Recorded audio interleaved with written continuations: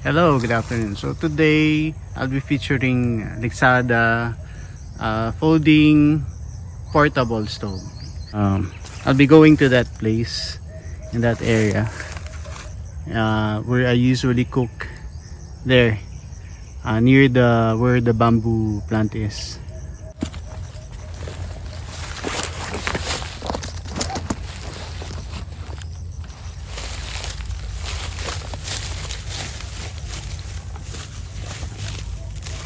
Okay, the reason why I usually come here to feature the stove is that this place has wood where I can use as a firewood or tinder, and so those are mango trees where I can actually get my firewood, and sometimes I use the bamboo as a tinder.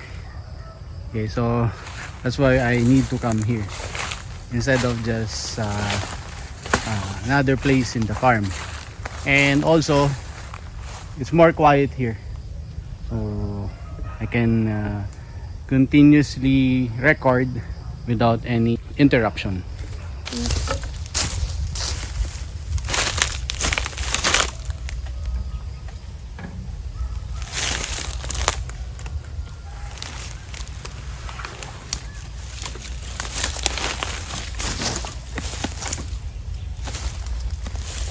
By the way, featuring tuba. This is a tuba. Okay, so before I start, I'd like to thank Rob Taylor for the Lixada wood stove. It was actually given to me last year, but I was only able to make an episode, feature this in the channel only now because I wasn't able to give time for this. So thank you so much, Rob Taylor. See you in Davao this coming February, and take care always. Regards to the whole family. To show you, this is the pouch of the Lixada folding wood stove. You can actually, it's also small. It's very portable because I can actually put it inside my pocket.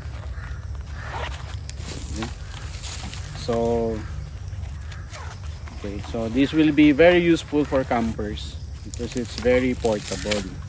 And what I like about it also is that it's actually stable.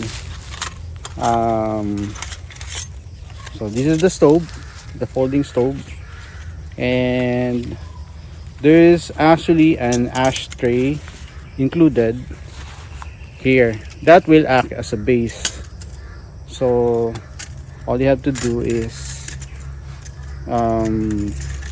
attach it at the base. There are actually, I think there are 2 slots for this. I'll be using the bottom. So that would be the base already of the stove. And then you can attach it like this, just like this. Now it's ready. Okay, so okay, I have to remove this. Okay, and maybe I can use this as a tinder. Okay, so let's start. I'll be actually brewing a Barako coffee. It's from Cordillera. Currently I'm here in Mindanao, but I'll be featuring a coffee from the Cordillera. Okay, so I just look for tinder and then we'll start brewing coffee.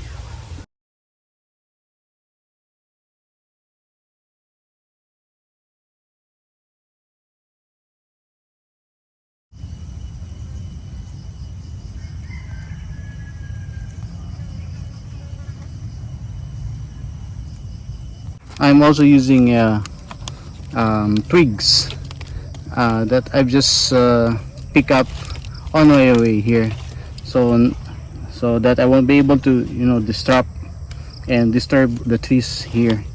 So I was just picking up twigs and it works. It's also it's a good firewood already, and I'm using this as a fan. I've just found it here.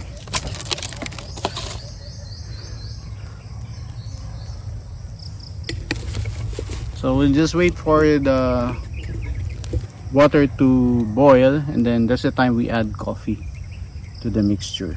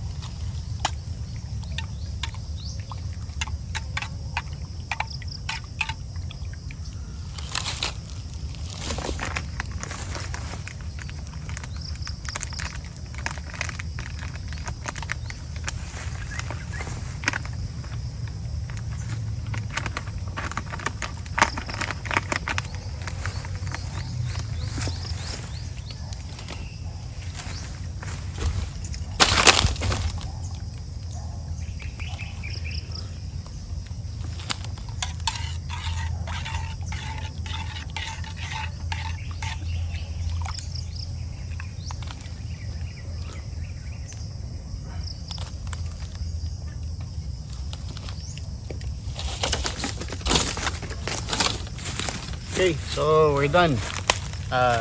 Thank you for watching this episode, and God bless you all.